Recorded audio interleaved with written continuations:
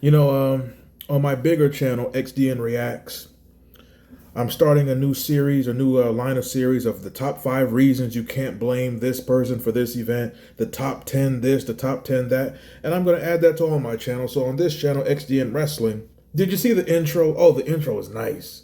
Just like my hat, the intro is nice. Just like my frames, the intro is nice. But this video is not so nice.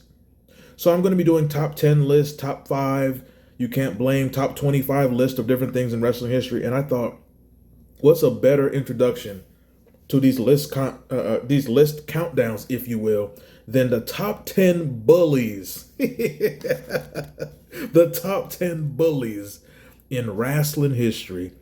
Hit the like button, share this video. Now, what is a bully? Someone who's forceful, someone who tries to have their way with you, someone who is only out for what they want, don't care about you and disregard you, someone who is pleasured by your misery. I think I just did I just describe Vince McMahon? He's on the list, but where does top 10 bullies in wrestling history? You know McMahon's on the list, but where does Vince McMahon rank on this list? We shall see. Now, right now, before I start this video, who do you think is number 1 on this list? Spoiler, it's not Vince McMahon. He's on the list, but he's not number 1. Who do you think is number 1 on the list? Now, before I count down the top 10 bullies in wrestling history, let me give you some people who almost made the list, but not quite, and I'll refer to them as the notable mentions. Notable mentions for the greatest bullies in the history of wrestling. Eric Bischoff. You know, obviously ran WCW, a power player. There's a lot of stories on him of, interactions he had with luchadors and, certain people, production people, even people at Turner. But he did not quite make the list. So Eric Bischoff. Another notable mention, Triple H. Now, Triple H is a little more passive aggressive. Triple H, I didn't put him on the list because I don't think he really was a bully, but he did enforce his agenda, but he did it more in the back room with writers and Vince and Pritchard and agents. Triple H is a coward, so he wouldn't do it to your face or around you. You might have heard about it through somebody. So yeah, he didn't quite make the list. Another notable mention, The Undertaker. Now, on my other channel, XDN Sports, I remember I made a video where people are like, Undertaker buried more people than Triple H ever did, which is ridiculous. But I had a video about that, and I kind of broke that down.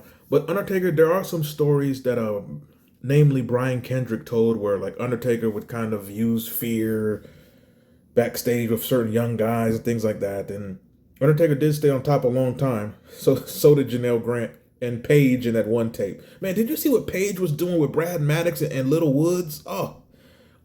Right on the NXT belt. They needed Earl Hebner to count to 3. So Undertaker, notable mentions. Eric Bischoff, Triple H, Undertaker. Another notable mention is Ole Anderson. Now, a lot of you might be saying, how is he not on the list? Well, I think Ole Anderson,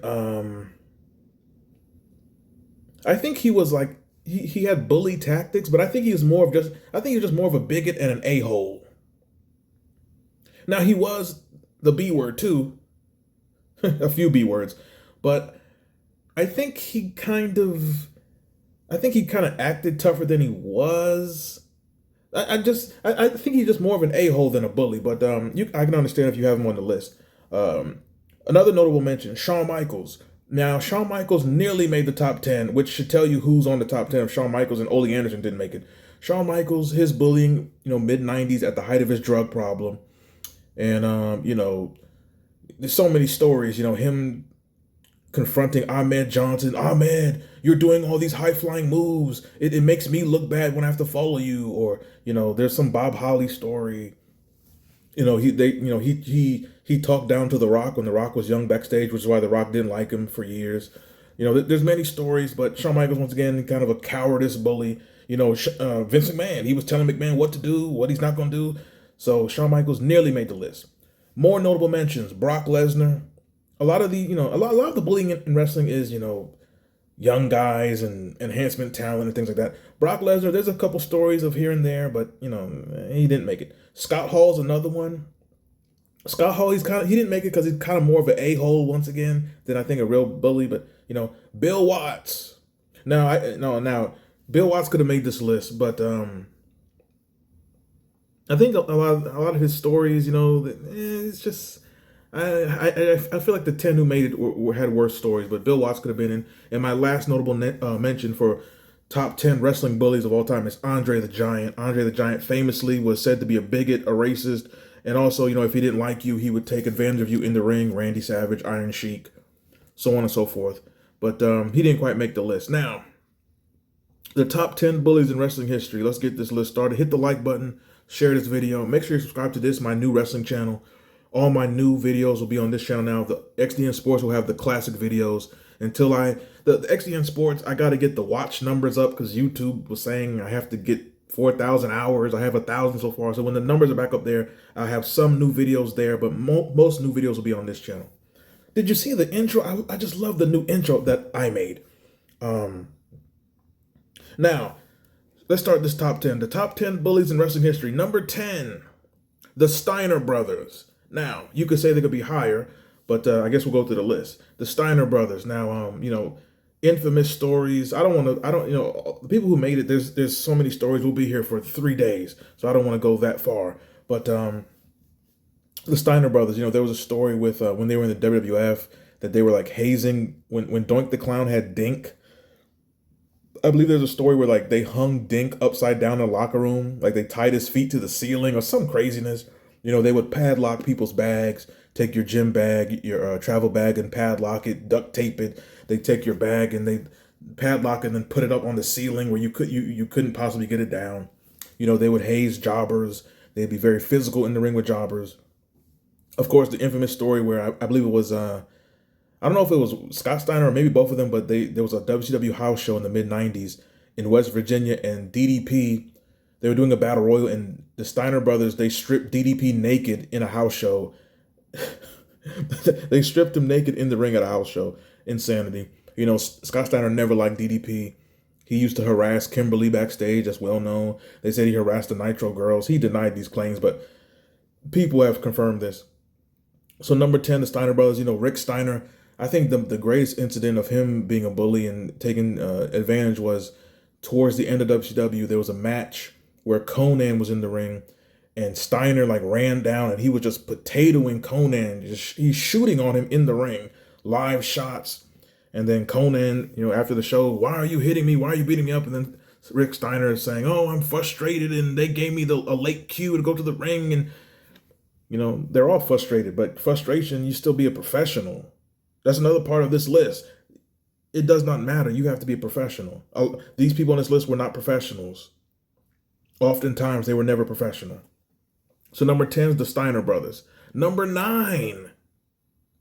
Now, some people might be, surprised that this person is number 9. But number 9, the 10 biggest bullies in wrestling history, Bubba Ray Dudley. He literally changed his name to Bully Ray. Bubba Ray Dudley. Once again, a theme you're going to hear is a lot of these people, they took advantage of young talent. They stiffed them in the ring. Politically, they would make sure they went over in all the matches. They would slap you as hard as possible, chop you as hard as possible, sandbag you, all type of things. And Bubba Ray Dudley, he had a history of being a bully. Randy Orton, young Randy Orton, I just seen recently like Randy Orton and Bubba Ray Dudley, they put their feud to an end finally. But in 02, 03, actually, I want to say, I think 03. This is when Orton is very young and they're doing Evolution. And on the house shows in 03, they would have a lot of times Dudley Boys versus Orton and Batista. And Bubba Ray Dudley would stiff and chop and violently backdrop and slam and suplex. He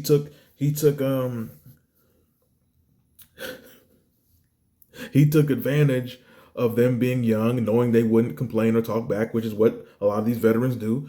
And Randy Orton always hated Bubba Ray Dudley to the point where Bubba Ray Dudley tried to get back to WWE many times before he actually did come back. And Randy Orton was the one who Randy Orton was not going to let that happen. Randy Orton politically stopped the Dudley Boys from returning for many, many years. And when they finally did return, it did not last, and they did not get pushed, and they were quickly gone again. Batista, like I said, they did the same thing to him. They would stiff him, and not they, Bubba Ray Dudley. Devon Dudley was always seen as being professional, and he wouldn't take liberties with people. But Devon Dudley did stand by. He didn't stop Bubba Ray, so he's a little guilty. But Bubba Ray Dudley, he would stiff Batista, and then also, the infamous story of when Public Enemy had been in ECW. They left. They went to WCW. They went to WWF. They got their asses beat by someone who's on this list. And Public Enemy returned to ECW, I want to say in 1999, after the WWF run. And I don't want to go through the whole story, but basically Bubba Ray Dudley beat the hell out of Public Enemy and sent them away. So he beat their ass and then basically made sure they never came back to ECW. And Bubba Ray Dudley just had a history, whether it was WWF, WWE, TNA, the indies, of just brutalizing young wrestlers just because he was a salty veteran and you didn't pay your dues and all this. So number 9, Bubba Ray Dudley. Good Lord, everything I just said, he could be. How is he not in the top 3? Number 8 of the top 10 bullies in wrestling history. Now this one's a little comical, but I always would think of him as being this. And number 8, New Jack. Now I love New Jack. He's one of the most explosive, if not most explosive, personalities in wrestling history, for real. Very violent wrestler. Apparently that way in real life if he was drunk or you bothered him. But anyone, he was a bully to anyone in a match who he felt stiffed him, even if you didn't stiff him. He didn't care if he was Gypsy Joe, if you were a senior citizen, he beat the hell out of you. White, black, tall, small, rich, poor, he didn't care who you were. If he felt disrespected in the slightest, he would brutalize you. And he would also brutalize white women and their boxes at the Snooty Fox after ECW shows. Oh, he loved white women. Oh, the things New Jack did to white women's vaginal crease at the ECW Travel Lodge after shows, before shows. Good Lord. I mean, and then also he bullied his own nostrils with cocaine. Oh, he loved that powder. Oh, the man was snort. Oh, he could snort Colombia, Venezuela, Brazil, Southeast DC, East St. Louis, wherever. Oh, he had that white girl in his nose for years. Bless his black ass soul, New Jack. He loved that white girl. And I'm talking the powder and literally like OJ's wife. But New Jack, I don't know, did he bully Gypsy Joe worse or that Coke for years? Oh, he loved Coke, never had Pepsi once. So number 8 is New Jack. Number 7, biggest bullies in wrestling history. Now this person could be higher as well. And I don't want to go on a tangent. It's very easy to. Have you seen this man's wife? Have you seen this man's wife? If you're a longtime follower of me on my other channels, you already know who this is based on that last question. Have you seen his wife? Number 7, biggest bullies in wrestling history, Jim Cornette. He would bully anybody who he knew would not fight back, anybody who he knew would not yell back, anybody who didn't have political power. Sounds just like a bully to me. He's proudly telling these stories on his podcast for the last 10 years. Oh, I destroyed this person's car windows. I hit this person with a racket. I swung a bat at this person. And all the people he said he bullied were people who had no political power. There were people who weren't going to fight back. There were people who were soft. There were people who were passive aggressive. How come he doesn't have a story where he did these type of things to New Jack or Mustafa or anyone like that? It was Vince Russo. It was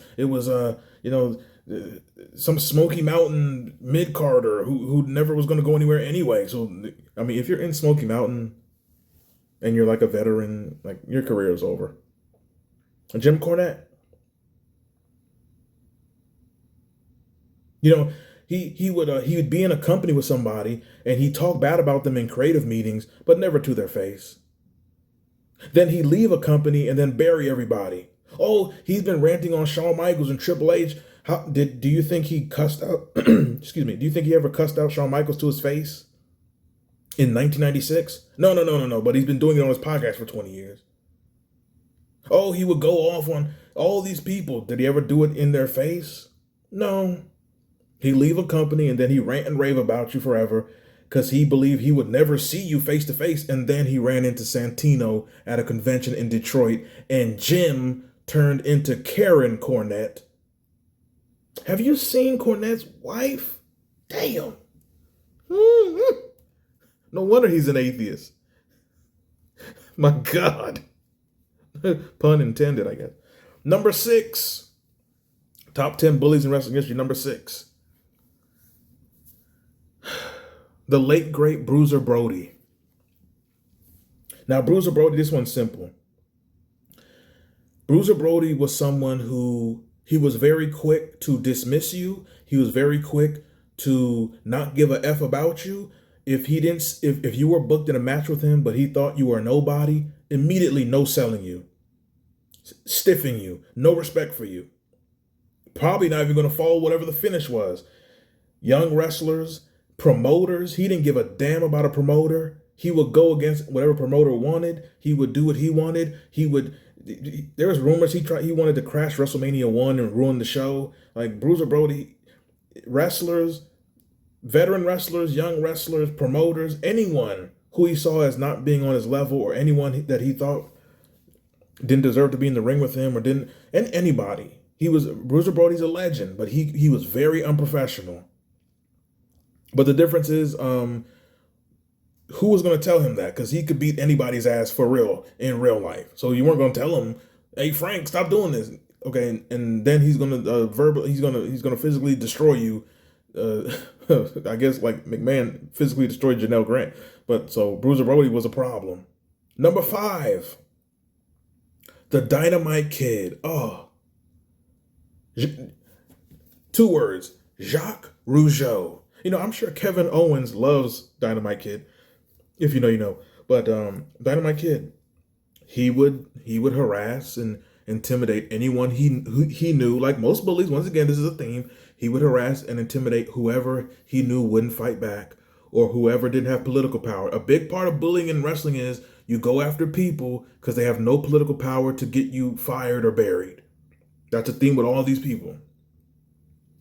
Dynamite Kid was known for pulling very cruel pranks on people. He was very disrespectful behind the scenes. He was very rude and crude, all these type of things. And he's number 5. But Jacques Rougeau, oh my God, I don't want to go through that whole story, but if you never heard about it, just look up Dynamite Kid, Jacques Rougeau, and I think a roll of nickels or roll of quarters. He got his comeuppance though. Jacques Rougeau, he got him back. Number 4. Now here's where we get to the main eventers of this list. Number 4, Sparky Plug. What was his other gimmick? He had a lot of gimmicks before he got the last one. Sparky Plug. What was the other one? Wasn't he like fake? What was the group they put him in? The New Midnight Express or something? Then he was he had to have like 15 gimmicks. But Hardcore Holly, Bob Holly, number 4 on the list. Now certainly no one will disagree with him being on this list. And definitely being this high on the list. Number 4, once again, a theme that's been consistent in this video. Young wrestlers. He take advantage of young wrestlers. Randy Orton. Man, Randy Orton was getting his ass beat for real in 02-03. He was on SmackDown every week. House show. Just when Orton was wearing the blue and yellow St. Louis Ram color tights, Hardcore Holly just beating the hell out of him. Every week on SmackDown, on Velocity, on House Show, just beating him. Great. Randy Orton leaves SmackDown. He goes to Raw. He thinks, okay, whew. Then he meets Bubba Ray Dudley. But I think Randy Orton, and Randy Orton could have made this list. I forgot Randy Orton. Randy Orton could have made this list. He definitely could have. But I thought there's a lot more names ahead of him. But if you know Randy Orton's history with certain people in the company, especially females, not so much now, but in that mid 2000s, in the early 2010s, he had a certain reputation. But Bob Holly, he would stiff young wrestlers, beat the hell out of them. You know, John Morrison has infamous stories where he'd wrestle with Bob Holly and Bob Holly would just beat the hell out of him, and he was afraid to hit him back hard. And then Bob Holly said, "Hit me back." So then he hit him. And then Bob Holly says, "Hit me harder than that." Then he hit him. "No, hit me harder." So then Morrison finally just started hitting him as hard as he could. And then Bob Holly respected him afterwards. And then John Morrison was like, "Oh, okay." Because a lot of young wrestlers, you're beating the hell out of them and they get afraid. This veteran is beating me. If I hit him back, will I get fired? And they know this and they take advantage of this. But a lot of these people, Bradshaw, Bob Holly, if you hit them back as hard as they hit you, they respect you. Does that sounds like a bully story to me. They're cool with you when you hit them in the mouth. Bob Holly was always stiff in the ring. It didn't matter who you were, really. Obviously, you think of Bob Holly and this, you think of the Matt Cappotelli incident on Tough Enough, brutalizing him, bloodied him up. There's that was a very controversial at the time because some people were like, "That's the wrestling business. Stop crying."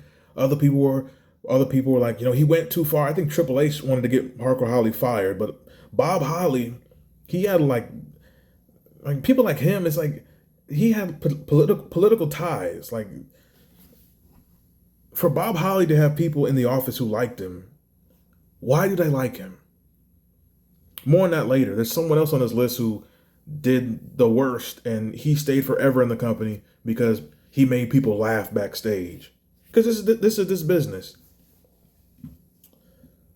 2002, the Matt Cappotelli is the most infamous involving Bob Holly, but the second one might be the 2002 match with Brock Lesnar, where for some reason, I don't know if it was once more, Bob Holly was always salty. He was always mad that he wasn't pushed. He wasn't a top guy. When they finally pushed him, it failed.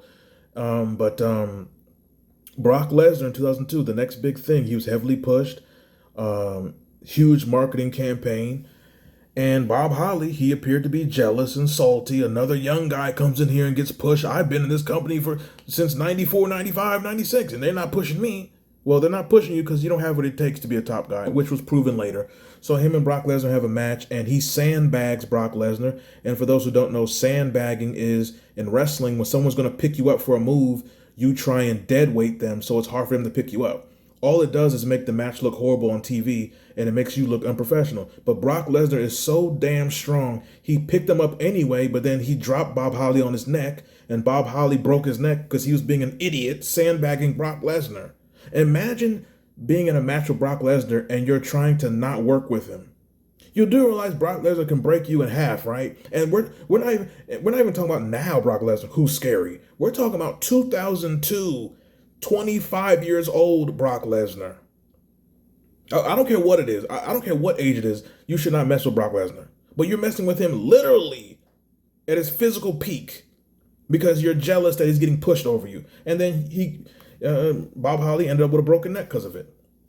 I don't want to say he deserved it, but whatever. It's funny, but it's also funny that, once again, like most bullies, like I said, it's a theme. They go after who they know won't fight back, or they avoid those who know will beat their brains out because he had a match with Kurt Angle. I believe I want to say it was 2002, 01, 02, and Kurt Angle did a moonsault, and when he came down, Angle's knee hit Bob Holly's forearm, and Kurt Angle broke Bob Holly's arm in the match. How come Bob Holly didn't go after Kurt Angle? Kurt Angle just broke your arm in a match. You didn't want to fight Kurt Angle. He would have died. So Bob Holly, the number 4 biggest bully in wrestling history. Make sure you hit the like button if you made it this far. Share this video, share this channel with those you know who's into wrestling and the history of professional wrestling.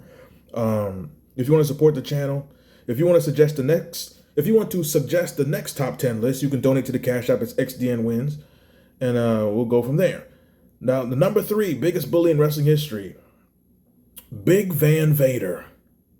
Vader time. Leon White. Infamous bully in this industry. He did it to anybody. He took advantage of anybody not named Vince McMahon or Shawn Michaels. From WCW days to WWF days, Japan, it didn't matter. Now, they say Vader in real life is a really nice guy, but something about him with the mask on, under the lights in a ring, he just turned into a maniac. They said he was a nice guy. outside the ring, but in the ring, he was unprofessional a lot of the times, unless you were Shawn Michaels or Vince McMahon. And he paid for it in the worst way, possibly the greatest revenge ever, or I guess number one is the best revenge ever. But when I want to say the legendary Stan Hansen, Vader tried to be unprofessional with a match with Stan Hansen, and Stan Hansen ripped his goddamn eye out. If I'm not mistaken, I believe that was Stan Hansen. If it wasn't, I wish it was. So Big Van Vader. Number two, here we go to the top two. Who do you think's number one? Who do you think's number one? Number two, Vince McMahon. Do I have to describe why? Do I have to mention, do I really have to? Manipulator, opportunist, calculated, a diabolical, sinister villain that we've never seen before. I shouldn't have to give examples. It's Vince McMahon. It's Vince McMahon. Now, I'm keeping this wrestling. I'm not really, Rita Chatterton, Janelle Grant, that's off the clock. I'm talking about more in wrestling specifically. Not so much people's personal lives, but in the wrestling business.